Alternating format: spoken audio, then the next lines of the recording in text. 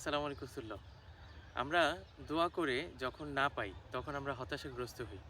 আল্লাহর কাছে যদি কেউ চায়, আল্লাহ না দিয়ে তাকে যদি ফিরিয়ে দেয় তাহলে আল্লাহ লজ্জাবোধ করেন।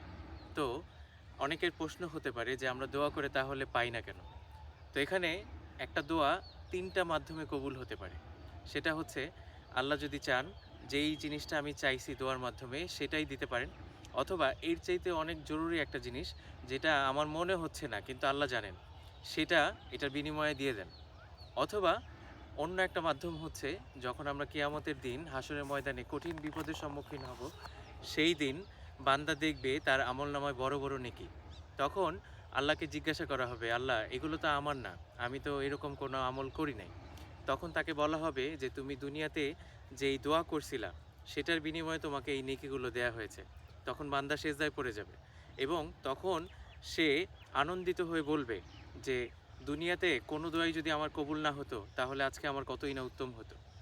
তো দোয়া এটা একটা নিয়ামত, এটা একটা ইবাদত। তো আসুন আমরা বেশি, বেশি দোয়া করি। আমাদের যেটা প্রয়োজন সেটাও চাই এবং আল্লাহর কাছে আমরা হেদায়েতের দোয়া চাই এবং হচ্ছে যেটা দরকার সেটাই চাই। আসসালামু আলাইকুম।